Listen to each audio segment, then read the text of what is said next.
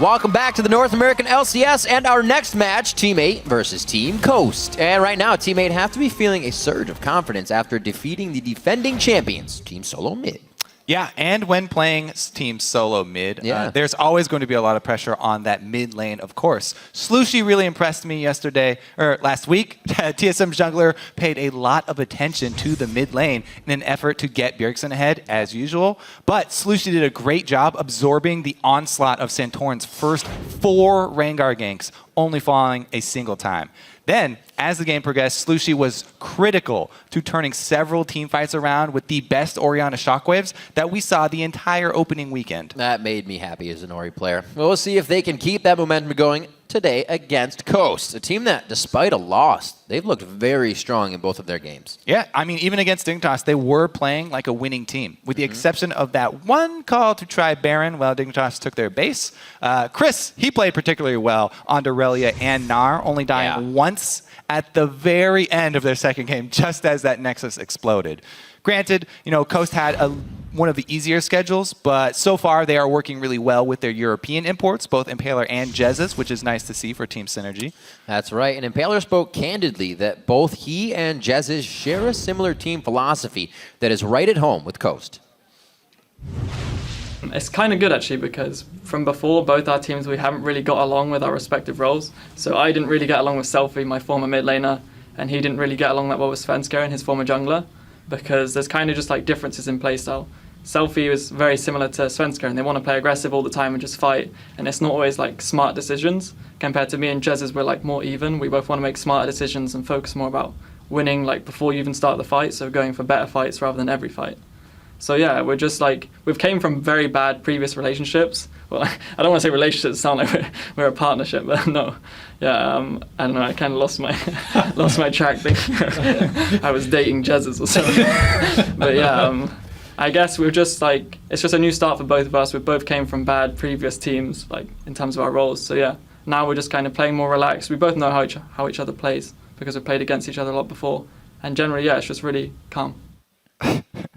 Needless to say, you have a close bond with your mid laner if you're a jungler. That's what he's saying there. Just was thinking about dating Jezus and lost his track. Absolutely. So people craving more intel on Impaler, his perspective on NA and EU, and how he's handling the transition to North America, and head over to lolesports.com for the article Impaler Coast to Success. So it's a freak title. But now let's get into the game with a quick roster rundown on the blue side. It's Team 8. That's going to be Cali Trolls in the top lane, Porpoise in the jungle, Slooshy in mid lane, Maple Street at AD carry, and Dodo on support. And on the red side, it's Coast. Up top is Chris in the jungle, Impaler, mid, Jezus, AD carry, Mash, and support Sheep. That's right. Coming into this champion select as well, there was a bit of talking during a pause for Team 8, so they will be losing one ban. True. You cannot talk during those pauses. It's one of those rules that we reiterate every single split, and someone always breaks. But it's one of those rules that once you do break it, you don't again. Because obviously it's the newcomers, and they're like, hey, can you hand me the water? Yeah, man, it's gone. That's gone. Well, I feel like it's actually more important of a punishment now, more so than at previous splits as well, because there's so many champions that you really want to ban now. So it actually changes the game quite a bit. And maybe coming into this teammate have decided to target ban somebody with just 2 bans and then leave up multiple high priority picks and try to get some back. Right. Usually you try and leave up 3 or something like that if you're the second team to pick and you can get 2 back. But even as blue side, Team Coast could leave us so many, they could swing back and get 3. And on the board, as you see, bans are going through, but it's not Aurelia all over the board this time. They'll be coming up this time slowly. It is, Nocturne has banned out. I can't read that. It's microscopic. That is Janna's full name. This is a ban for ants, Riv. Down there. That is going to be Janna ban for Team 8. Nocturne was actually played by Porpoise coming into last week, which is pretty cool because that opens up the champion pool. Kind of shows you that Team 8 can go a little bit deeper than most people. We know that of Cali Trolls. Slooshy, actually talking to the analyst of Team 8, was kind of coaxed into that Orianna play. He's like, dude, you're good on Ori. Play the Ori. So he was kind of like, okay. So that came out for them. That's a Sivir. That's a Sivir. So Nocturne, Sivir on the side of Coast, and that's a Janna Rumble. I feel like this is some Easter egg, and we have to figure it out. We watch all day and figure out what all the double bans are. And in the end, it's a riddle. I thought you had something there. All right, no. They decided to take it away. So the bans for this game are actually Janna Rumble for Team 8, and Nocturne, Sivir, and Aurelia for Team Coast. Yes, because they did lose one. So only 5 bans. Those are the 5 bans. Cassian first pick. Gnar plus Rek'Sai both getting through. Preferred over the Gnar Jarvan. Still up. Is an interesting choice. Crazy. I still do really like Rek'Sai, especially because this is the previous patch before the second round of nerfs for her. So I will not critique them for not taking the Jarvan plus Gnar combo, even though it's fun to say. You know, talking to a few of the other analysts as well, they had an interesting idea of that Rek'Sai. They were saying, you know, everybody bans it in our scrims. It's never in solo queue, so nobody gets to practice it. Honestly, she does not take a lot of skill to play. She's not very hard to play. So what are you saying about the junglers, Kobe? What junglers? Anyway, she's really easy to pick up just because everything she has is melee. So the skill required to play Rek'Sai is mostly about planning routes, preparing your tunnel route, your network of tunnels, and then growing accustomed, obviously, to the sonar aspect. All right. And Coast, we see them obviously not, as we said, going for the Jarvan. They are panning out the rest of their team, with Graves being picked up for Maple Street coming into this game. He's been kind of on the Sivir train. We're going to lock that in. We also see the Kassadin that could go either mid lane or top lane for Team 8, so they're kind of giving themselves the ambiguity as they come into this matchup. Corki and Thresh locked in for Coast. I would pretty much at this point assume Kassadin is mid, because I do not like running Kassadin into Gnar. So I think that they are going to still pick something for Kali Trolls, which is always exciting because that guy will play many champions in the top lane that others will shy away from. Vel'Koz is an interesting choice for support. Definitely has good poke value. That's a really annoying lane to play against, and that's for sure. It would put a lot of pressure on a Thresh Corki before Corki hits level 6. That's true. So that would be an interesting duo. Kassadin already locked in means they do have Chase. So they want to spread the team out. So they've got Kassadin, who would be able to chase somebody down, and they've got Jax for split pushing. So if they focus some Jarvan attention into the Jax lane and can get Kali Trolls up to a Trinity Force on his Jax, and they might be able to spread the team out and allow Kassadin to really make use of that mobility. Let's see here on the side of Coast, though. They've already got this very solid squad that we've seen many times. Rek'Sai and Gnar are both very strong for team fights, and as we've said so many times, the Corki mid game, the poke that he brings, the Trinity Force spike that he brings, really allows for a lot of these teams to take control in that mid game. And they're playing different as well. Obviously, the team is different as Ahri is locked in, but across the board, you know, we look at the play style of MASH. It's not what we saw from him in the beginning. He's not trying to highlight himself as the only AD carry that's going to make the game happen for the team. Everybody kind of takes their own role, and I think it pans out well for Coast. A lot of people should think they should be 2-0. Don't deserve it because of that one call, but they're definitely a team you can't just leave to the wayside and not train for them for the week. They will catch you off guard. That is definitely something to keep in mind. If the endgame shot calling is a weakness for Coast, split pushing is a great strategy to really pick at that weakness. So if Team 8 can actually get Kali Trolls to the point where he's a big threat, then they can force Coast into some difficult decisions. It's something that Cloud9 like to do a lot because High is so good at the endgame shot calling, and because they all listen to him and move immediately, they can split push very often and really take advantage of teams that are a little bit less decisive. Let's see if they can do it here, though. They did lock in some pick for themselves, so Team Coast looking to combat the map spread from Team 8, and Ahri definitely does have the ability to pick off along with Rek'Sai, so if we see some Rek'Sai tunnels get left up for a long time in enemy territory, Coast can easily pick somebody off. One thing you definitely have to look for when playing against a Rek'Sai, you got to be careful of those windows and where all of the tunnels are. Coaches meeting up in the middle as they leave the teams now. It's all up to them. And we actually, heard a few things in videos. Zion put out his video saying it's really hard to watch from the outside. I've never experienced this, but it's really tough to watch the team play. As the teams stride onto the Rift, cast your vote for who's going to come out on top. Send hashtag T8win or hashtag CSTwin to @LOL Esports. And as we hop onto the Rift, both teams obviously looking for a win. As we come out this week, it is 1-1 for each. A win over TSM coming from Team 8 lately. And yeah, impressive. That win over Winter Fox for Coast recently as they come into this game, hoping to carry that momentum. An interesting thing about this season is there's no super weeks. So if you're not, I'd say a lot of teams are going to go 1-1 in the weeks. Say that just happens, right? 2 O's that are going to happen. They're going to feel good.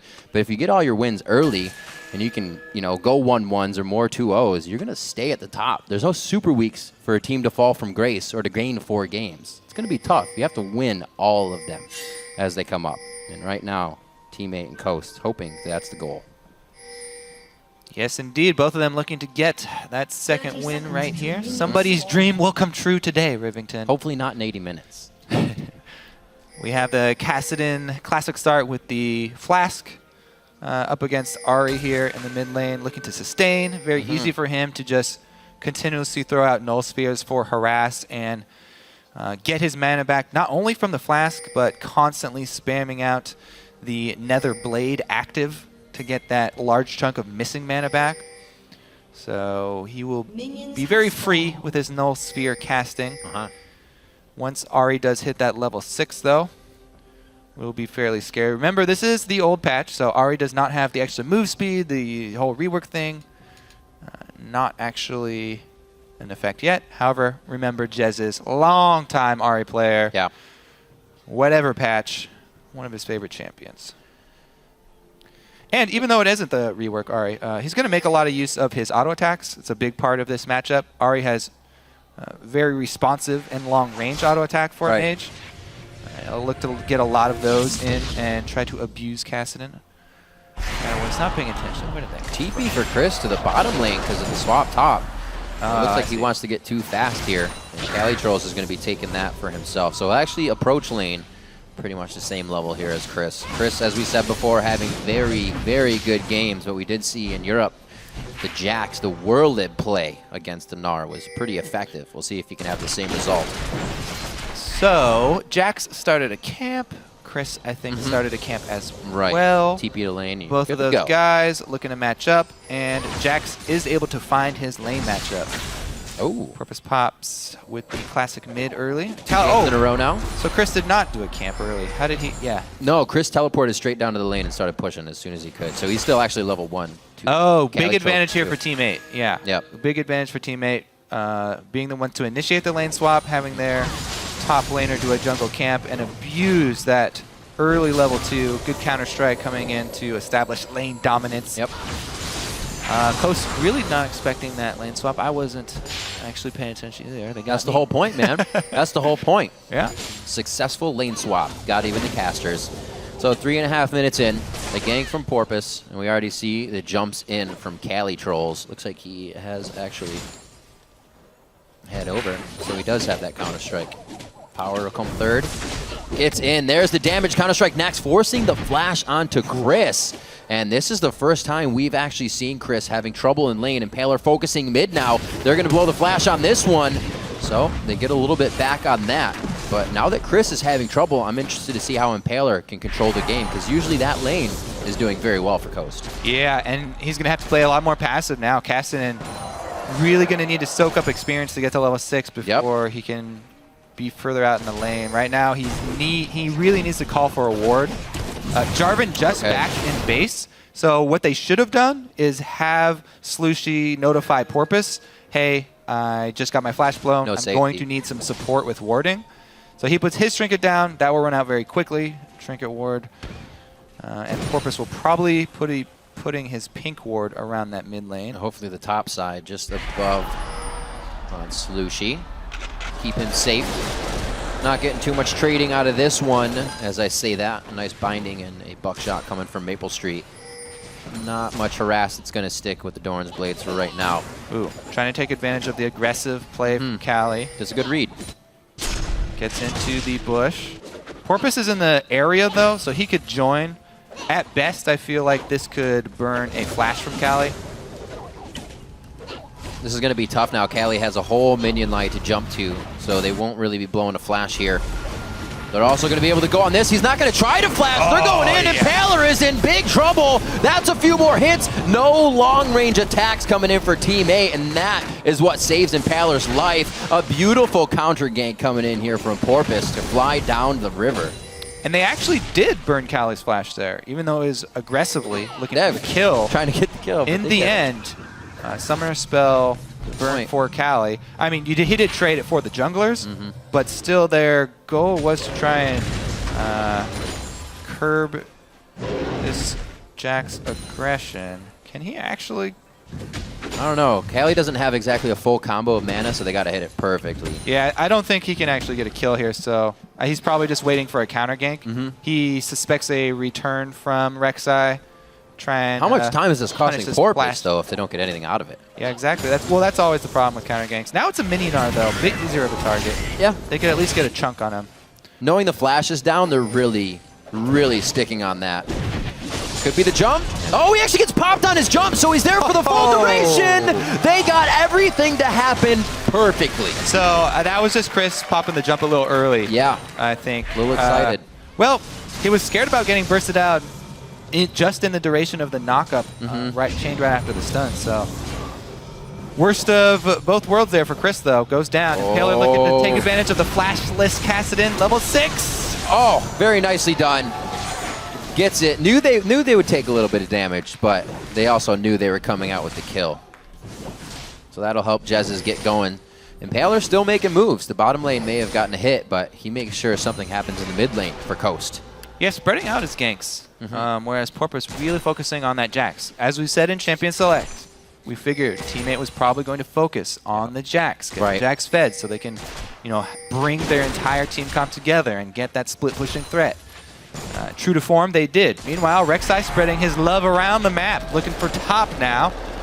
Wants to get the other lanes ahead. There's no wards there either. They are tunneled right in on this. Black Shield quite early, but they don't feel like they can actually go in for the full kill. That would just be a quick draw by Maple Street to get out. He goes ahead and he stomps out that tunnel in the top lane.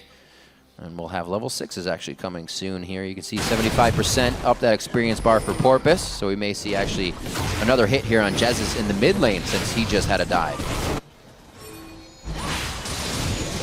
See here, yeah. Slushie going to try and stay topped off from now on. Yeah, he's got the catalyst. It should be okay. Should be a bit safer. Jez's still has his Ignite, though, by the way, so that all-in from RA still extremely scary for the mid lane. If there's any sort of return from Rek'Sai, that's just a farming ult. The majestic farm alarm.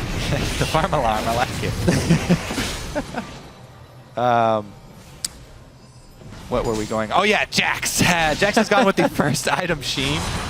My mind is still scattered from the first game of the day. The Jax first item, Sheen, actually tells me that they still want to go aggressive in the bottom lane and they want to get more kills for Cali. That's going to hurt. Because he got with the bursty combo. Well, that's not little. That's not holy macaroni. So had that been a little earlier, Spirit Rush was down.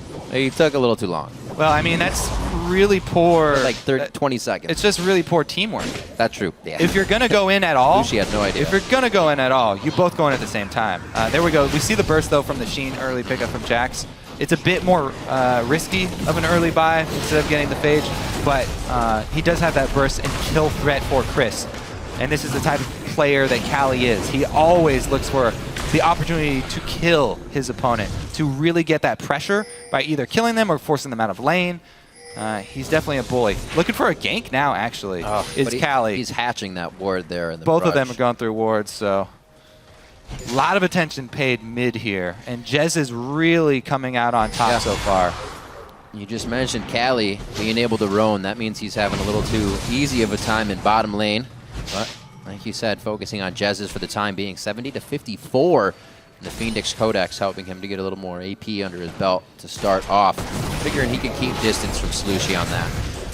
Now getting the blue, he should be able to be a pretty big nuisance here. We might actually see some roam out of him if Slushi also leaves the lane. 63 to 53 here on the bottom. Cali Trolls, we have to remember, playing very smart as he did the Wolf, or Raptor camp first, I should say, and then teleported the lane, meeting Chris, level 2 to level 1. And he's so far been able to work that advantage the whole time. Good help from Porpoise. You can tell the dynamic of the lane now. Cali has all of the pressure, all of the kill potential, and Chris is just trying to sneak CS with the boomerang. Constantly getting bullied by Cali. Ooh, trying to sneak here. Little bit too sneaky. Cali make the pay. Everybody in the audience felt that one. Chris with a black eye. Yeah, he's going to have to leave on this. Chugging the last potion he had anyways. Santorin have something to say about this game. And right now, a lot of the game has been all about Porpoise making moves with the rest of the team. Helping that bottom out. Impaler hasn't led his team astray on this one. Still helping to get kills. That's the brush control. Flays the quick draw. A few more shots. One more bullet. No, he cannot get it to hit. That's the rest of the mana. The teleport right in the middle of the fight. Two-man counter-strike. That's Mash getting mashed all the way down. Sheep's the next one. This is the level 9 Cali Trolls now. He's going to be able to wreak havoc. Oh, of course he's going to flash. A nice black shield is Dodo. Hardly any utility to himself in mana and health. Still knows he has to stay in the fight. Teammate come up with a nice kill in top lane. Cali is such a beast. Comes in, you know, as I said, he likes to punish the person that he's facing against in lane, and then uses teleport offensively as well. Picks up another kill. Remember the game plan from Champion Select for Team 8 this time. Jax, get him fed enough so he can be a giant threat. He's going to be split pushing. Already, Cali starting to take over the game. Love that hook, though. The hook from Sheep was magnificent. Maple spams every button to get out of that. Even the buckshot. But he's able to dodge the last rocket, which is the important part. And he even gets off the extra damage from his collateral. Coast here, during the replay, took the opportunity to jump on Dragon. They know that there's no teleport from Cali, and Cali went back top. So good job by Coast. Good choice. You know, bringing that one back. Cali, though, up top. Nobody wants to go lane against him now. He's going to shove that lane in, put a lot of pressure on the turret. Chris does not have teleport either, so he's going to have to walk all the way up there. And Cali can really put a big hurting on this turret. As we said, early Sheen plus just the passive of Jax. He will wreck that turret and stack up his passive up so that once Gnar gets there, he's going to have a fully stacked attack speed passive, and he can just jump at him through the minion line. If Chris gets too close, he's going to feel it. They're really working on this bottom lane. The wards are cleared. I thought it was going to be a Dark Passage Lantern, and then Impaler would have the move to keep going in, but they decided to back off. Jez is with a bit of an unnecessary roam. Top lane is still getting hit up. You were saying about Cali Trolls earlier. Every time he's gone back, he's gotten a new recipe for that Triforce, so he's feeling real good right now. Yeah, one of the scariest things that you do have to remember about Jax is that passive. You often forget about it. Yeah. If he's just sitting there auto-attacking and you run up to him in lane, you can have a very frightening amount of burst as he jumps on you. Real bad day. Interesting steal here, though. On the ward, Impaler gets the smite. Porpoise a little bit too slow. And we can see mid lane here from Coast is doing a lot of work for them. The combo of the Ahri plus Rek'Sai is going to be where Team Coast are relying on to make their plays. So a lot of plays centered around this mid lane from Team Coast. They do steal away the red, but it's really going to be up to Jez's. Can we see Jez's get one of these picks? He's been on point with the charm so far. Yeah, it's going to be close. He's already DFG coming out. We also see 128 to 95 CS, so now he has that potential to burst somebody down. We'll see if Santorin can be, or rather Impaler, Santorin's tweet now in my head. Impaler can get himself into a position where they can lock down maybe Slushi. It would be great if they can get him off the map, and the roam would be that much easier. Cali Trolls pushed up to the turret, so nothing much going to happen there. Impaler still going to look for it, though. He's spotted by a ward. Yeah, that'd be a rough dive to pull off. Yeah. I think what he's doing right here is looking for a counter gank because Gnar has no turret, and Gnar is behind. This, to him, it looks like, oh, this is such a juicy lane for Porpoise Pops to gank. So I'm going to bet that he's going up there. Uh-oh, Jez is here. He comes up big. The DFG means he can go hard. Doesn't even need the Foxfire to actually go out. That goes off of a last tick of Ignite. They go hard. Both summoners down on both sides as we they're diving have a Cali fight in the bottom lane. Cali getting dove as well. Coast really wanted to make some plays here with no mid laners to really come and attack this. They're able to get some good damage down. Cali makes it out alive, really unscathed in that instance.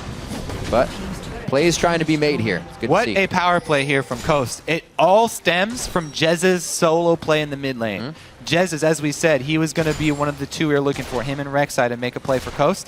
He does it. Solo kill onto Slushy in the mid lane. Let's see how this starts. This is how Porpoise goes and answers, though. Yep. So Jarvan can cover a lot of distance. He can jump a full screen if he uses everything. Flash, flag drag, Cataclysm. Great cleanup there from Porpoise. However, it was still a great power play there from Coast because Jez's makes the solo play. It draws the jungler. So once they see the jungler on the map, up top, Impaler, who is already in position, they force down the turret. So you get an objective after the single kill from Jez's. Definitely something on the docket after they are able to achieve one thing they check off. One, then the other. One and then the other. Right now, Jez is back to lane. He gets blue. I wouldn't be surprised if he tries to go hard and push Slushy out of lane once again. He's going to have that ultimate back up. And he actually had Slushy before the Ignites even went out on the last attack. So feeling good. He'll probably go hard once again with the DFG. Rod of Ages on Slushy is charging up as Impaler feels comfortable enough to start getting pink wards in, and even to see this as well, that they're defending them, tells you how strong they feel. Well, you know that they are very well aware that their main source of power here is the picks they can get with Jez's. So the way to bolster that power, vision. And they're trying to control it around that mid lane, open up opportunities for Jez's to make more of the same plays. Teleports are up and teams converging now towards the bottom side of the map. This could be something past the turret. We have Impaler here. Jez is once again second guesses his roam to make sure he can keep the lane nice and clean. Once he gets down here though, these fights are going to explode. More trouble for Chris. Cali Trolls into the lane with the full Triforce. Chris, however, not doing too bad. He does have the Randuins built up, so at least he can take some of that damage now. Yeah, I mean, Cali Trolls is doing a good job pushing Chris. Yeah. However, Chris, as we said, he's trying to sneak the CS. He's doing a good job of that. He's been able to scrounge up a decent amount and keep within range of Cali at least. However, being shoved up to his turret, it makes it harder to answer teleports. When Cali is the one constantly shoving, dueling power of Rek'Sai means there's one option for Jarvan. You run. Run away. Especially when you have Jez's roaming around with vision control. This is how the mid lane matchup shows up in the jungle matchup. When your mid laner is that far behind, and Jez's brings a whole bunch more kill pressure, then you really have to respect it. There's still a big amount of damage coming there from Slushy. Jez's has to keep himself safe, even though he does have a good escape. Seeing that Cali Trolls and the rest of the team can kind of keep that one goal in mind, to keep the split push going, is good. A lot of teams will stray from what they initially did once they start to get a lead. It's good that they're locking into it. Yeah, I like that they're just going with more. They're trying to capitalize on the pink ward that they have. Use pink ward as bait. Yep. They already have a canal in place, just waiting for the picks. There's Chris is such a good target, though. They're not going to wander over there. He's available. Pull a few towards mid. They think they can burst this one down. They are going to be able to take down Chris. That means the fight could follow. If they don't get out, they do. Not a problem. I actually like the call from teammate. Give up the dragon, take another turret, or at least get turret pressure. It looks like they will take it. Second dragon. They could have. Almost nobody cares about second dragon. No, they won't. Trading that for a turret is really big for them. They're actually even going to get pressure on secondary. Not enough Midians. Cali Trolls teleport. Turret didn't go down. They saved it. Oh, wait a minute. Here comes the Void Rush as well. That's going to be Impaler. And it looks like he misses as he goes to burrow. Cali Trolls gets a little more free time with Mash. And he takes him down. This is going to be Dodo coming in now. Soul Shackles goes out. This is going to give him a perfect escape. They can't follow past Slushy. He can slow them all in the AoE. And Coast is just left wondering now as they chase down the Wild Goose Chase to repair what happened to Mash Me. Great job by teammate to reorganize. Yeah, I like that. Good roam there from Dodo as well to cover the retreat. Cali Trolls, once again, comes up with an aggressive teleport play. Red buff number 2. Porpoise secured. Got it.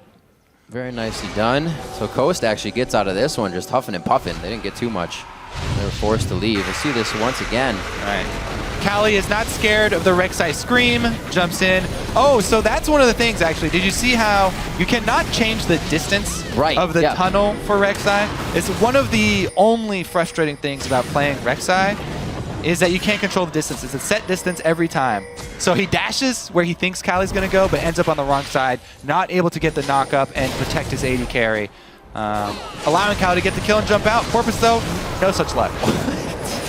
He's like, hey, this is this home side court? Well, how are you guys over here right now? Cali's so big. He's just going to take a few. 3 members. Takes a good amount of hits to get him down to half health, which is going to spell good things for when the team fights come for Team 8. There's different targets to be organized on. Slushy with a nice clear and his Void Pulse, and they are easily able to secure this turret, only losing a bit of health. I don't know if they might have to give it up here. Chris is in Meganar for him. He can still get a good initiation. That's going to be a big one. Teammate did not expect this, but that's exactly what you have to wonder if Coast is going to do, is just jump on you immediately. Jazz is in and out. A lot of the team has the possibility to do that. They close the gap, and then they disengage with a nice fight.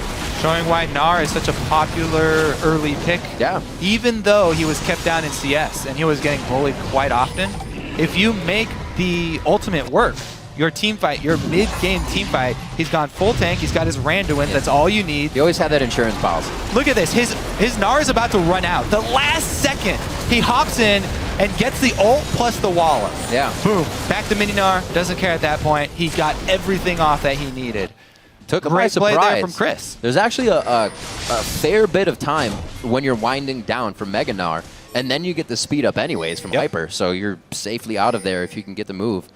Very nicely done, Chris. A little bit of the mind games, and we see that Coast is not afraid here to make the moves on Team 8. Taking a bit of a lead, definitely in turrets now, a little bit in gold, and 2 dragons to their name.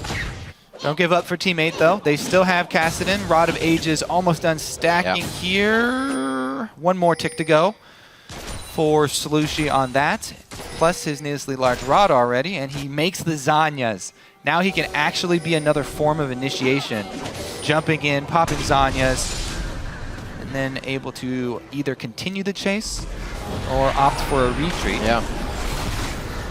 Jez's, though, with the not forgotten Deathfire Grasp, still available in competitive play for this week until we switch patches. So his ability to pick somebody off and pick 100 to 0 them is definitely going to be a big thing for Team 8 to worry about as they try to get that vision coverage back. Let's see what Team 8 can do here. Definitely nothing coming from Coast that they're just going to hand over. Coast is just walking around with their death ball right now. Same thing as Team 8. Both are trying to really find the same goal right now. That's why they're not doing too much. 5-5, 23 minutes in, and just a 2,000 gold lead doesn't really allow Coast to pressure the map the way they want just yet. Yeah. Wards to be cleared out here. That's pretty much all the teams can do, as we have a minute on to Dragon to be safe. Ooh. So oftentimes you can also use the tunnels as bait, not only with your ultimate, but also if you just stand on the other side of it.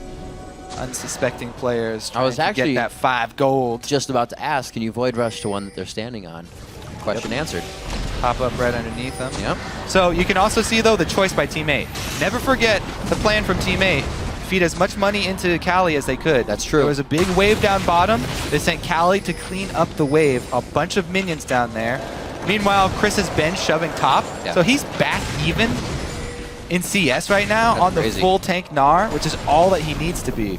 At this point, Team 8 are licking their wounds a little bit because Coast have Dragon stacking up, and they've lost control of the map, even though Cali's been making a lot of solo plays. They've really been hurting, especially from that mid lane. It's Slushy's time to shine, though. He's got his double items. Yep. Main 2 items here for Kassadin. Well, it would definitely help if Slushy can start to put a little more pressure on. That means Cali wouldn't get as much in the lanes by himself. seen Chris and Impaler both kind of tending to him as Cali Trolls tries to get those 1v1 plays you were talking about in action. Sheep, the rest of the team doing a very good job. A lot of sweepers are ups too, so they still have the ability to clear this area. Coast has been all over the Dragons. They grab one more here at 25 minutes into the matchup, and this isn't even something teammate can answer, and that means that they're pretty much waiting for Coast to make a mistake now. That's when the game becomes pretty dangerous, when you're not making your own calls. You're hoping the team, your opposing team, makes a bad one. Another red steal here for Team Coast as well. This one, they have the luxury of giving it over to MashMe as well, who, speak of 2-item power points here, this is ginormous for Corky. The Bork plus Trinity Force, very popular build for him now. And they're looking to push it and take advantage. Really keep your eyes on the picks here from Coast. That's the Death Sentence as well as the Charm. Cali is in the front line right now, but if they landed on him, oh, if they land it, they go in actually. That's going to be Chris and Meganar. Now he goes back into small form, but they're getting some of the kills that they want. That's Cali Trolls low. Took them a little bit longer than they wanted, and they've lost Impaler and Jezis now. Now on to Chris. And a beautiful turn by Team 8. Very nicely done to make sure they were taking and picking out the people they wanted in that fight. That's going to be Mass forcing the flash. He is still slowed. He's going to be able to turn around a lot of damage. Dodging out as well. The blue suede shoes coming into play there for MashMe and Fancy Feet. Very nicely done. Teammate has a lot of potential to continue these fights. But if you get that out of Coast, they disengaged it very well. Yeah, impressive that they were able to get away from accident. Who also had flash up. So Cali here, he goes straight onto Jezis as Jezis jumps in his face. Man. Chris jumps in for his Gnar ultimate once again, is able to get that priority targets. Cali gets hooked. Great Death Sentence there to pick up that 1 kill and allow MashMe to get it. Good Lantern. They were trying to cover up the Lantern as best they could. Trying to get on top of it. You can't completely cover it up anymore, so you can just try and make it more difficult for your opponent, but Chris is able to spam it. The click quick enough and jump back out. Gunblade Cali Trolls. All right. Let's go for that Hex Tech. Get it. That's what you usually see. We'll see what he can make happen with it. Looks like Coast, you can see now they have pretty good control of the map. None of this being rebutted by Team 8. They have the wards to see that they're losing everything, but I don't know. Really good jungle control from Coast. Yeah. They've consistently been invading on Team 8, taking advantage with this Rek'Sai and leaving Rek'Sai tunnels further and further past neutral territory, even into Team 8's jungle, allowing them to make more plays in the future. Cali Trolls these plays by himself. He does have a little bit of help here, actually. Porpoise and Slushie are just on the wing. Oh, really? All right. Impaler going for a ride.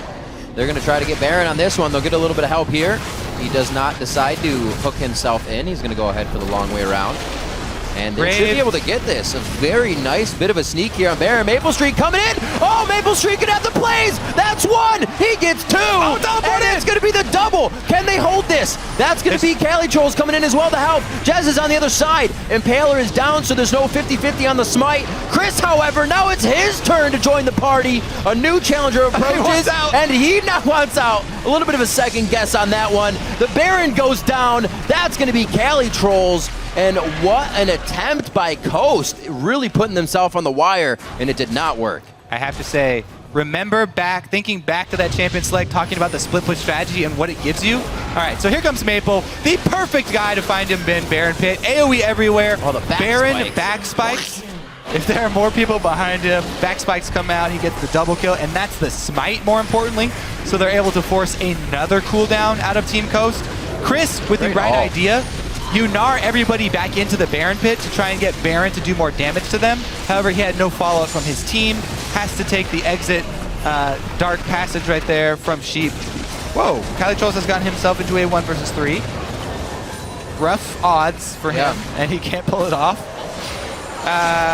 Remember, though, to set that entire play up, when we were talking about the strategy from Team 8, I like it using it against Coast. The split push is exactly what they use to make Team Coast make some difficult calls. Yeah. And Team Coast went with a bold strategy of trying to sneak a Baron. You know, they had good ward coverage. They had the people down there. Jax was bot. However, this is the reason why teams are hesitant to do that. Maple Street does go check the Baron. There was too long where they were absent from the map, and it can turn disastrous for you just like that. So good job, teammate, using the split push to force a tough decision and reaping the rewards.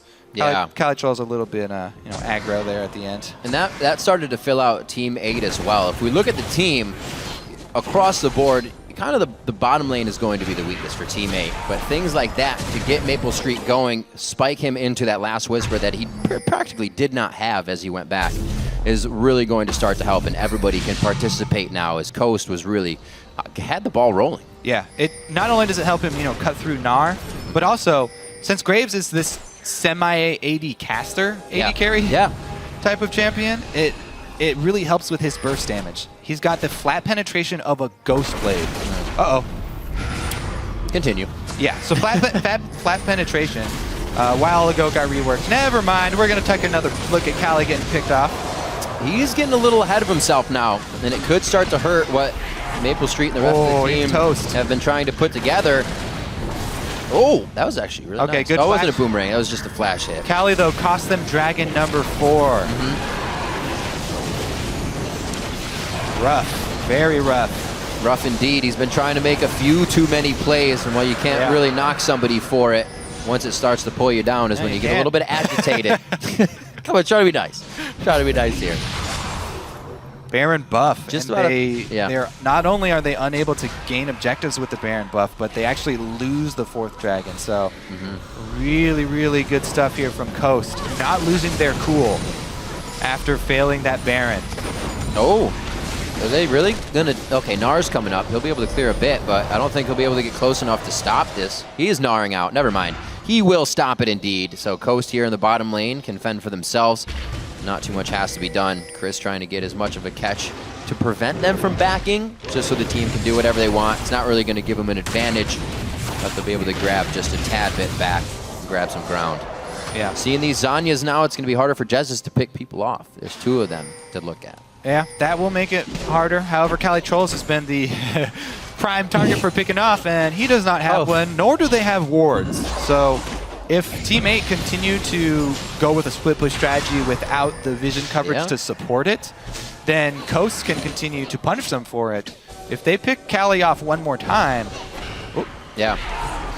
So I talked earlier about how cool and good it was that Team 8 was sticking to that initial goal. But everything that goes along with that initial goal, like you said, warding, keeping the lanes pushed, keeping all your ducks in a row, starts to fall away. And we can absolutely see that strategy kind of dwindling now for Team 8. Slushi's, or rather Calitrolls, is trying to take things into his own hands.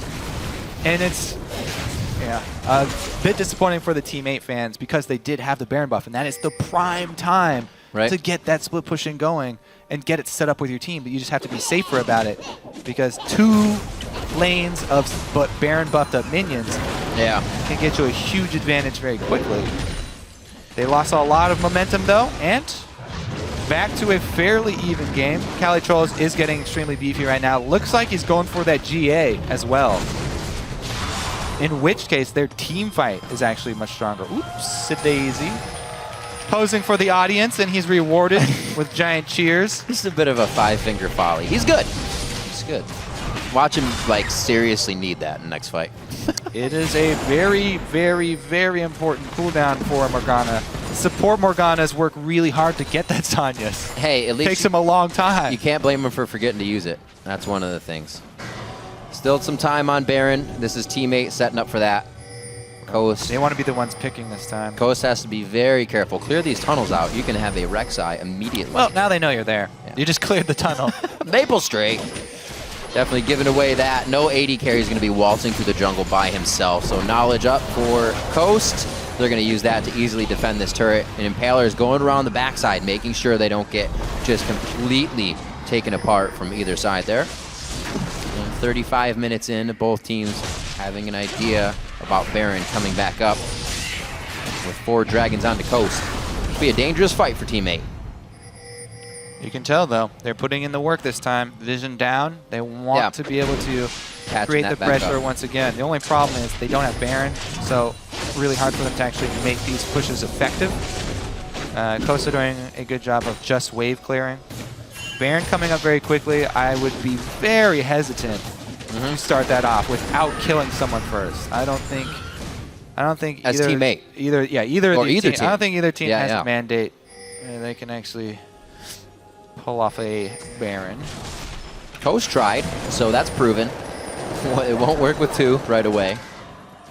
But at least they are attempting to get themselves a bigger lead and really close this game out. A lot of times we'll see teams just kind of waffle about, wait for that attack. Oh, not Cali Trolls. Knowing the team was there, he's going to go ahead and get a little aggression onto Impaler. Nothing big lost or used throughout that fight.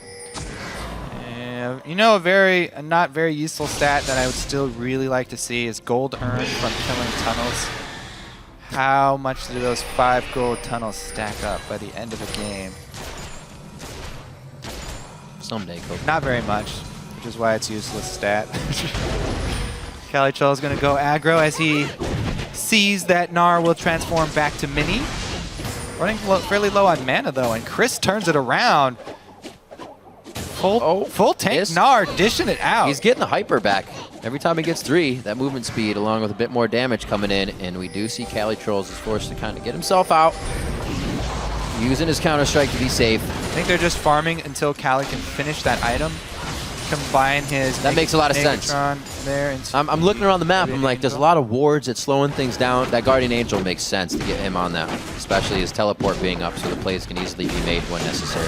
It's such a great item for competitive play because you can coordinate your whole team around pushing with this giant power that you have for one fight only.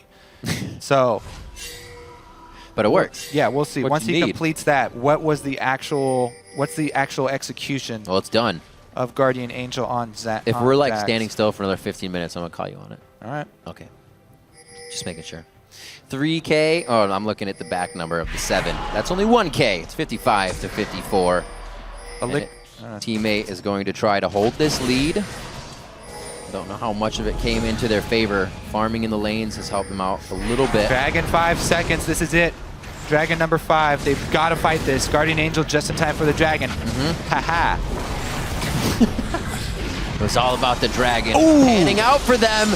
Uh-oh, this could be really bad. Great Dark passes to Jezus. He still has Spirit Rush up, so there's potential to pick somebody off and get to the back line if he needs. But Slushy's eyes are on Jezus, and he goes right for him and Mash. He drops Jezus down. Sheep's already out of the fight. He was able to get the box down, but it didn't stop anyone. Team 8 come up with an almost ace. Mashme's limping away from this one. Now, they do have control of the map. However, there aren't many the death timers are not very long, so they have to choose their objectives very, very carefully here. They've decided on Inhibitor. They need to remember that both Dragon number 5 as well as Baron are up.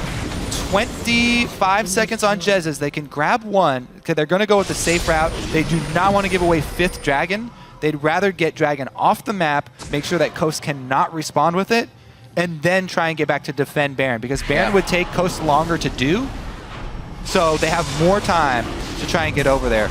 They might have to trade it anyway, though. Coast are looking to call their bluff here. Chris does have teleport. Cali does have teleport as well, and there's a ward.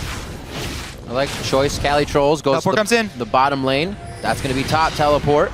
Chris instantly locked down. This is going to be Baron attempt number 2 for Coast. He's going for it.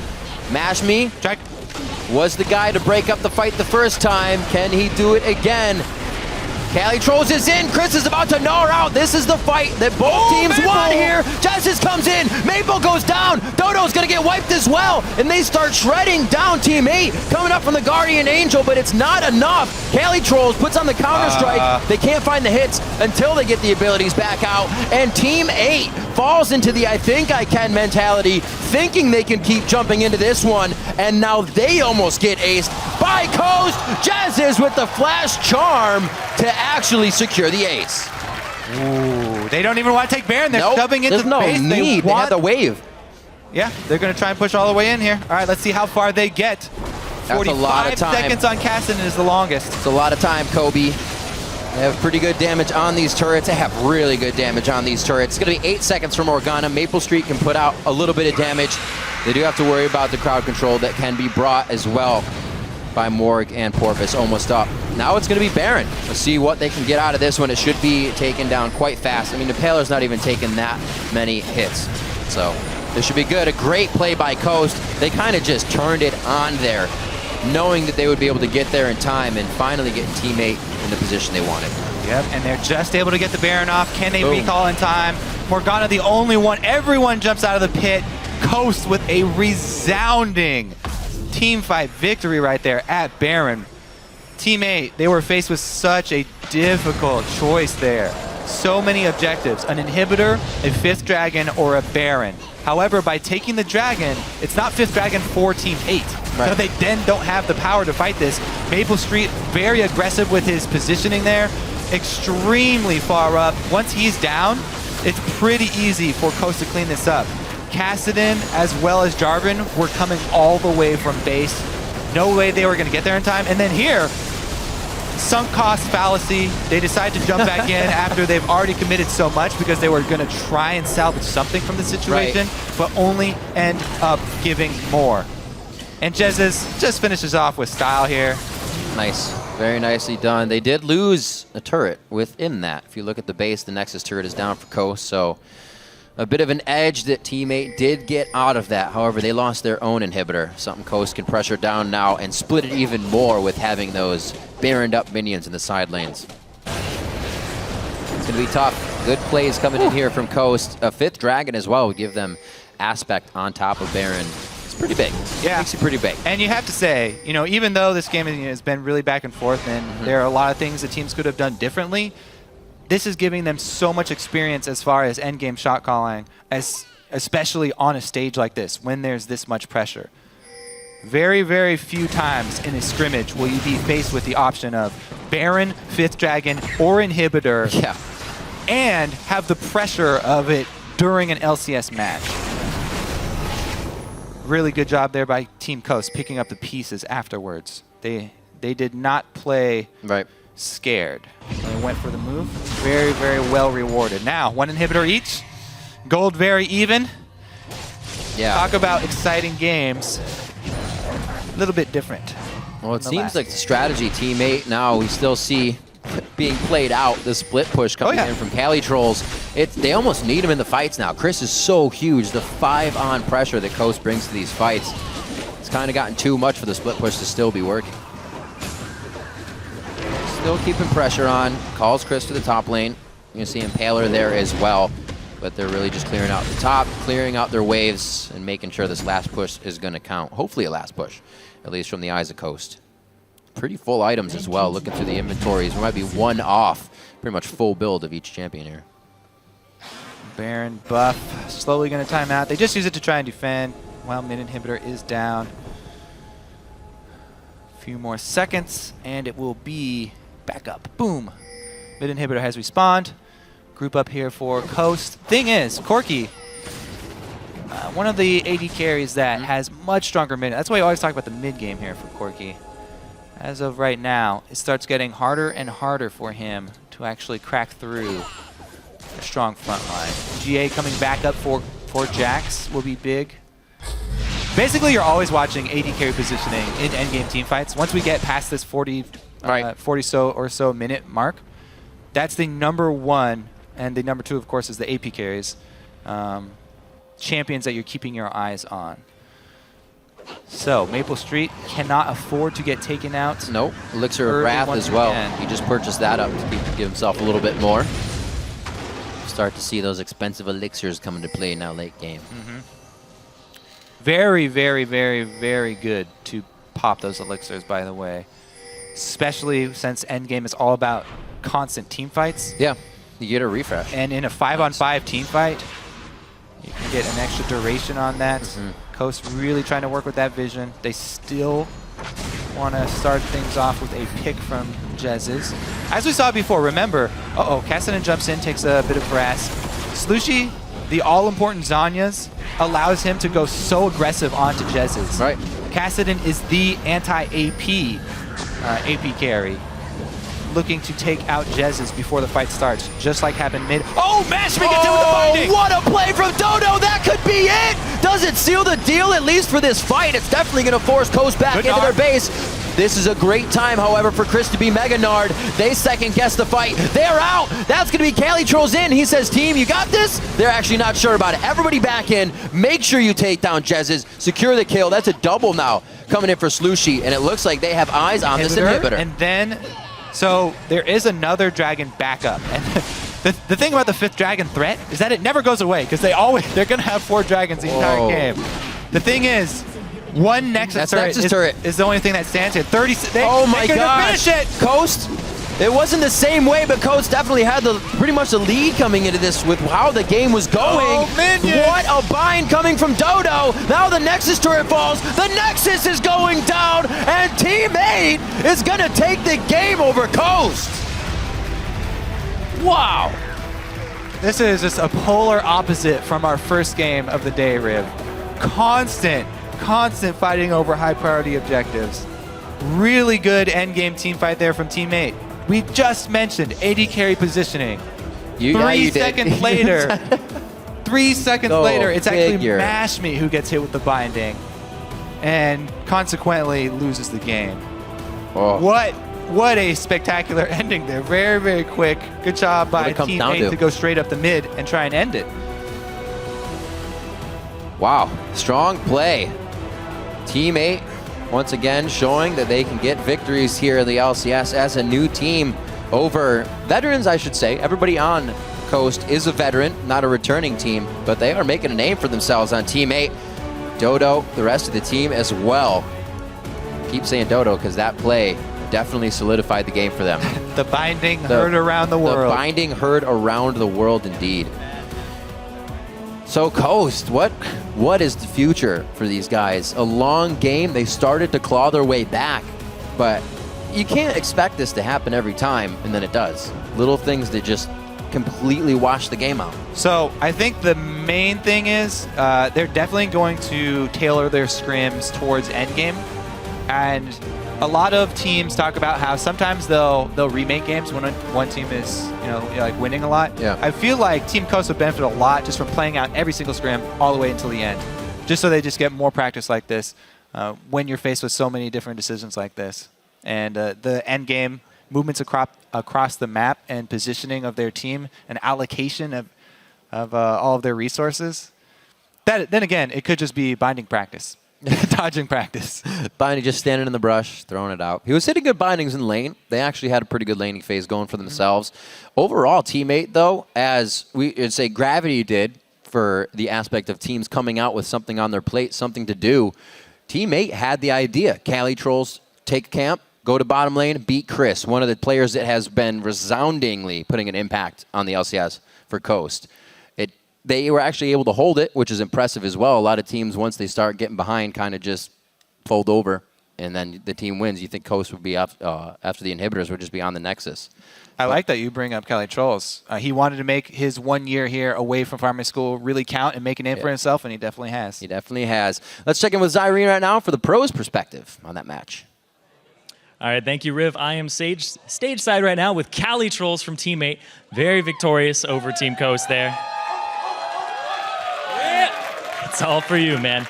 So I see a lot of your unconventional picks and your unconventional builds, like the Gunblade on Jax. What inspires you to come out with these types of picks and item builds?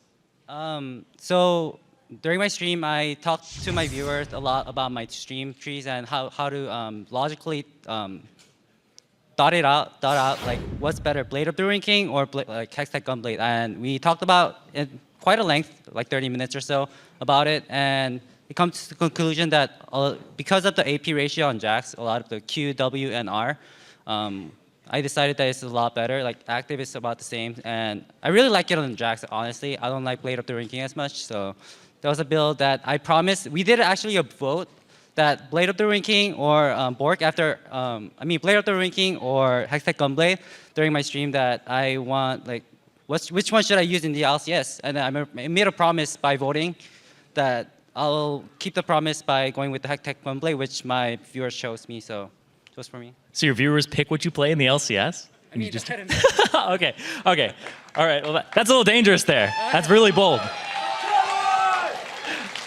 So I'm going to move a little bit away from in-game play, and I want to talk to you about this. You're the leader of your team. What is it like shot calling in front of this enormous audience, which gives you just so much feedback here? What does it feel like? It comes a lot from my personal trait. I just like to make decisions a lot, and my teammates really respect that over the time of the 1 year that we've been a team together. So I really love being able to shot call and being the brain. I shouldn't say brain. Being the decision maker for the team, and it feels great. And I think better during stage, except for the part that I brain farted during when I jumped into Arya and died and threw the game. So besides that, I think it was great. Yeah, so you definitely get a huge amount of respect here. And I want to ask you, Callie, you have put aside 1 year to make your mark on the North American LCS. What do you want people to think when they hear the name Callie Trolls after that year?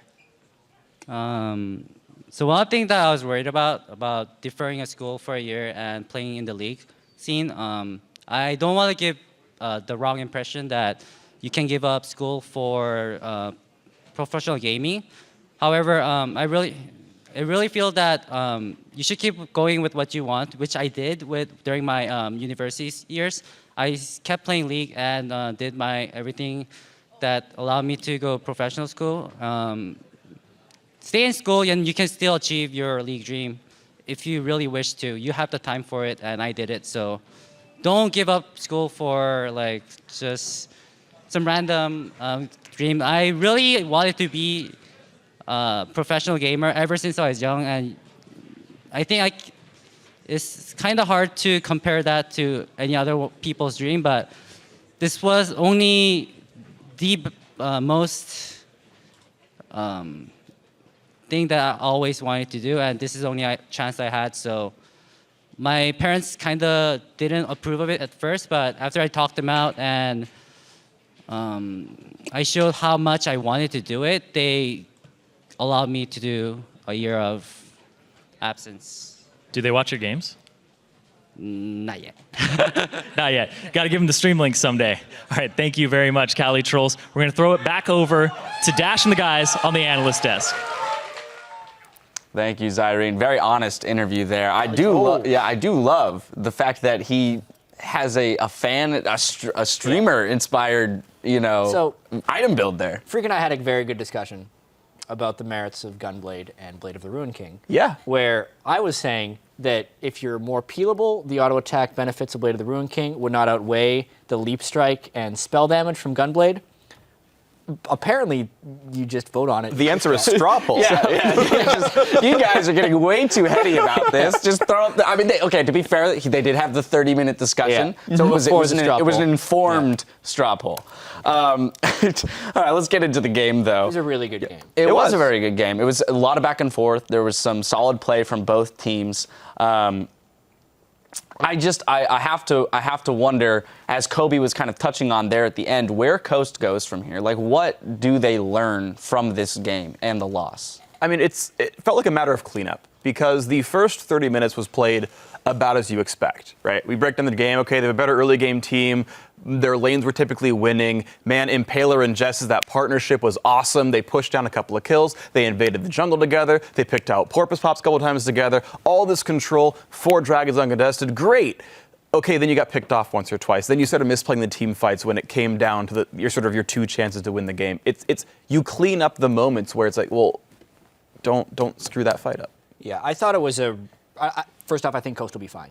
They've played pretty solidly in 3 games, save for a few bad decisions here and there. Yeah. This game in general, though, was a very rare moment where a late game team with really nice mobility and an early/mid game team with objective control reached very close points of intersection, and we saw a lot of clashes. And it seemed to waver right on the line of breaking for a very long time, which made it a really fun game to watch. Yeah, some pretty solid dragon control, for Coast, having 4. Yep. Didn't quite secure that 5th, unfortunately. Yep. I do want to jump into a replay. Do you have a point? There's only one small breaking point, which is that the top lane matchup broke so heavily. There was one really big point, 25 minutes in, where Callie Trolls solo pushes 2 turrets without getting stopped by Chris. And some of that was the matchup itself being so miserable. Part of that's just a pretty bad miscue mid-game. That was such a big surge in power that allowed him and the rest of the team with the global gold to actually fight for that 5th dragon so well and win those kinds of battles. I do want to jump into a replay, just because we have a couple of them. So we're going to go 28 minutes of the game.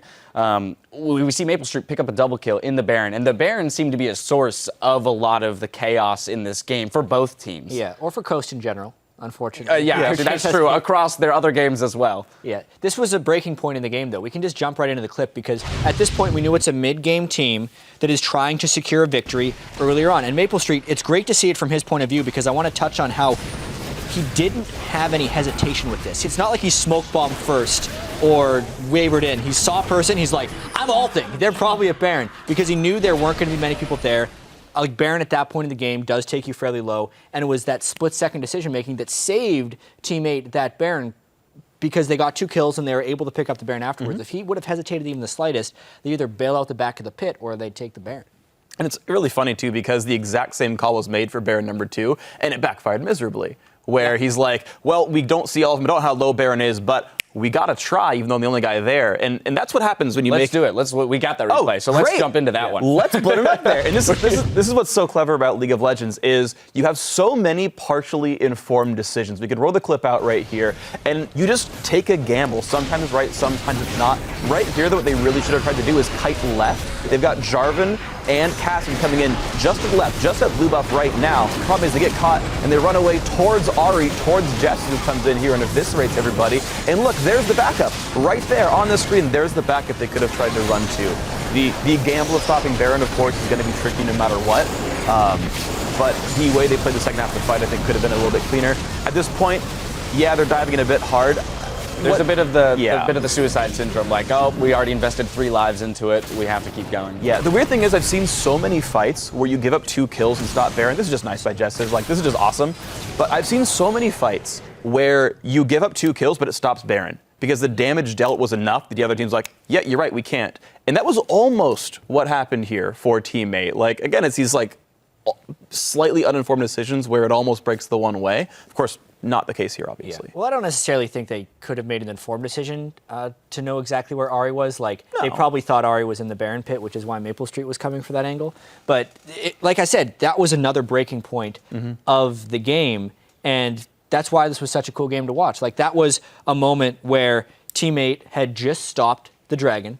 Yeah. Right? And coach was like, all right, we have to go for Baron. And teammates saying, we have to stop Baron. Right. When they actually didn't have to. They didn't. What we ended up seeing. But I still don't think it was a bad call because they thought they were a stronger team fight. No, not at all. And then there was actually there was a fantastic call by Coast off the backside of that to actually go for the inhib first Yeah. before retreating back to Baron, which was great because you wouldn't have been able to do it in the opposite order given their health bars. So I do have to say some redeeming, factors in that game for Coast. As you said, I'm not worried about them either. I think that with a little bit of polish, the team can definitely come back in fighting form and pick up some wins.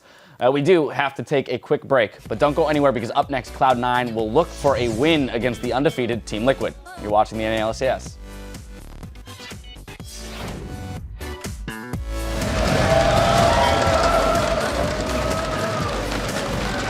Plays the quick draw, a few more shots, one more bullet. No, he cannot get it to hit. Power's low. Go for Maple, go. Flash out. I'm